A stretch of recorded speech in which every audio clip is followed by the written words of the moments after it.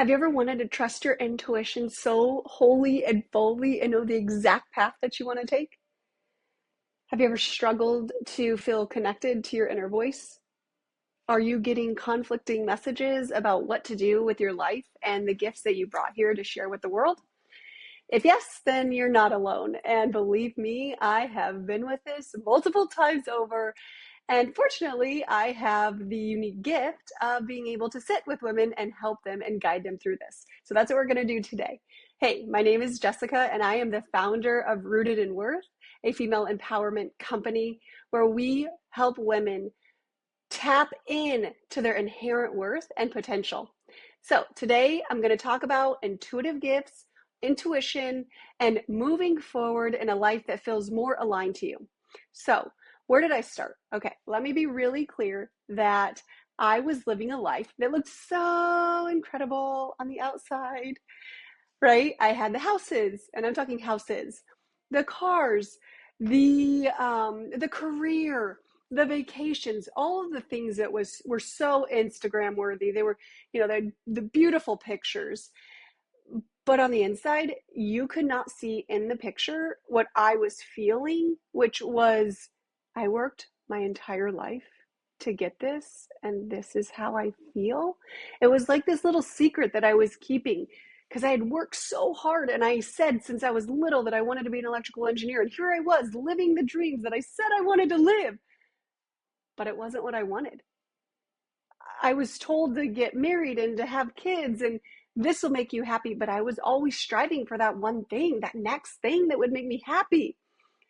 But it was a fleeting happiness. And so I strived and strived and strived, but nothing ever helped me to feel fulfilled. But then I started on my spiritual awakening journey. And if you've started on your journey, you know what I mean. There is this craving to learn spiritual truths and to uncover your unique gifts that you know you've brought to this world to help others and also to help yourself to live a life that you truly desire and that you want. So here's what I discovered on my journey. What I was doing is I was getting caught in the high achiever or the overachiever's trifecta. And I talk about this in my blog, Reclaiming Your Intuitive Gifts, a Journey to Authentic Self-Discovery. So within this overachiever's trifecta, what happens is we get caught up in listening to what the world wants and not what our soul wants. And I want to be really clear here. It can be very easy to get caught up in listening to what the world wants because everybody around us thinks they know what they want for us or thinks that they know what we want, or they want us to want what they want so they can have the life that they desire, the life that they truly desire. Okay. So when we're in this journey of reclaiming ourselves and of rediscovering ourselves and of trusting our intuition and of doing spiritual healing work, a lot of people will not understand, and that's okay. It is not our job to make them understand. What we are here to do is to do our healing work, to trust our soul, to follow our mission, because we know, and I'm getting deep and passionate here, that we have come here for a great mission. You have come here to serve your purpose here on earth. And what I see time and time again is incredible women that have been very accomplishment-based oriented get caught up in their high achiever trifecta, this overachiever trifecta that causes them to not actually pursue their dreams or to not speak their truth or to hold back from what they're saying. And you want to know why I know it? Because that was me, and sometimes it still is. And that's why my spiritual connection, my connection to my intuition, to the divinity that is me, is so important, because the truth is here.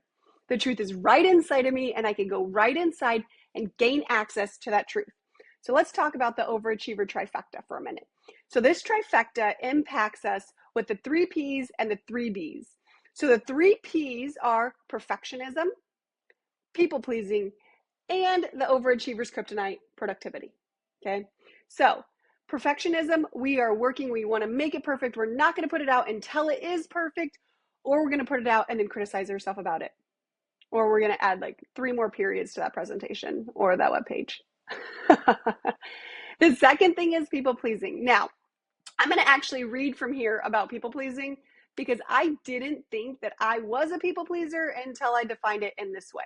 Okay. People pleasing keeps us in accomplishment mode for others so they will see our value. But the value we can't see is the value within ourselves. Okay. So when I'm talking about people pleasing, I'm talking about doing things so others see our inherent value and worth, which already exists within us. But try telling parts of us that are 7 that, or parts of us from past lives that, they're still struggling to realize that they are worthy of love just as they are.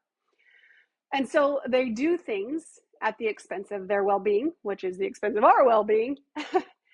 And we just don't feel like ourselves, or we feel obligated, or we feel resentful, or we feel exhausted and tired. And we feel further disconnected from ourselves. This can happen a lot in bringing forth our creativity or our sensuality. A lot of that sacral chakra work. And yes, I say chakra because I studied Hinduism in my master's program, and that's how you say it. Come to find out, not chakra, but chakra. Okay, chakra. So the third one is productivity. And in productivity, this is our kryptonite because we believe if we're not doing something, that we're not worthy. Okay, how comfortable are you if you are just sitting around doing nothing? And I mean like doing nothing, like not on your phone, not on the TV, doing nothing. Have you ever done it? Can you do it? Right? It is very overwhelming. I remember one time a few years back, I was sitting on the couch and my partner at the time had come home from work and I instantly got up because I felt like I couldn't sit down on the couch. I don't know why at that time, but then of course I realized it's because I felt like I always had to be doing something. I had to be productive because what I knew at the time was that my productivity equaled my worth. And if I wasn't doing something, then I wasn't worthy. So those are the 3 P's. So those keep us in the doing. All right. But what happens is the 3 B's. Okay. This is where we struggle. So because of those 3 P's that I just discussed, the people pleasing, the perfectionism, and the productivity, we struggle with the 3 B's, which is boundaries, not having boundaries for ourselves, betrayal, and burnout. Okay. And so what happens with the 3 P's is it goes directly into the internal world of the 3 B's. So you can think of the external world as the 3 P's and the internal world as the 3 B's. On the outside, on the external world, this is what we're doing that everybody can see. This is what we're typically praised for. But it impacts us typically in a not so healthy way. Internally, it impacts our mental, emotional, physical, and spiritual well-being. What does that mean? So on the boundary side, when we don't have firm boundaries inside of us, then what's going to happen outside of us is we're going to do whatever needs to get done on whatever time frame of someone else. Typically, we're not saying, oh, I could get to that at this date. It's more like, oh yeah, let me help you with that, when we don't even ask for an end date or a timeline. Then betrayal. We're typically betraying ourselves. And this breaks my heart. I could feel it in my stomach. I could feel it in my heart. Notice where you feel it as I talk about self-betrayal. But we're not honoring what we truly need. We're not giving ourselves what we need. And we connect into this through our intuition to find out in the body here, what do I need? Okay. And then we have the burnout. So as we're doing the people pleasing and the perfectionism and the productivity, we're getting burned out because we don't have our boundaries and we keep betraying ourselves. So this is the high achievers or the overachievers trifecta, which keeps us from living out our soul's purpose, which keeps us from connecting to our intuition to step into the light that we are. So here's the cycle. And you could read all of this in my blog, www.rootedinworth.org.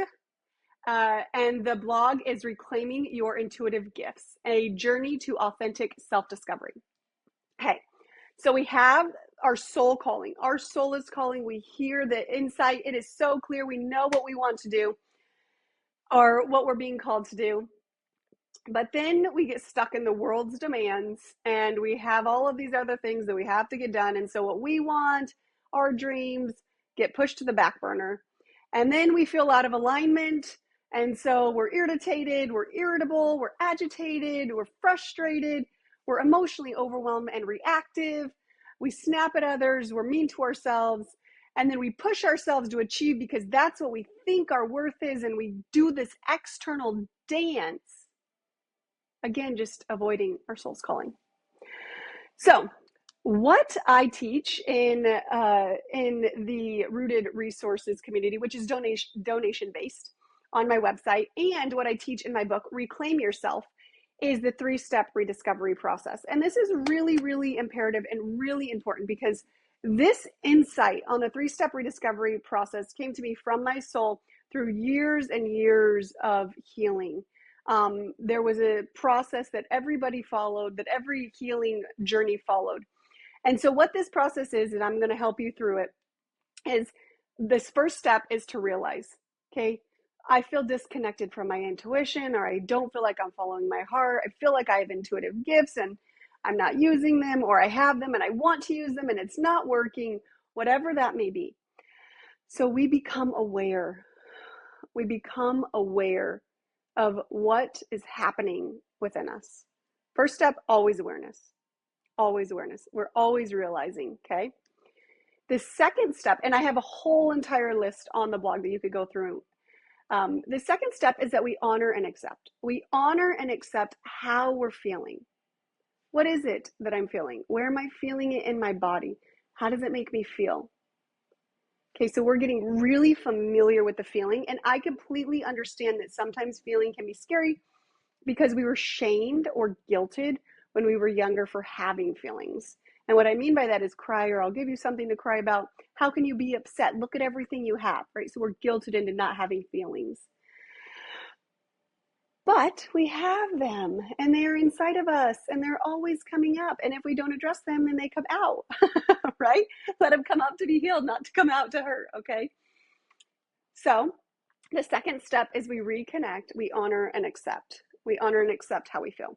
The third step is our release process. So this is where we bring in unconditional love. We listen to what we need, and in many cases, we forgive.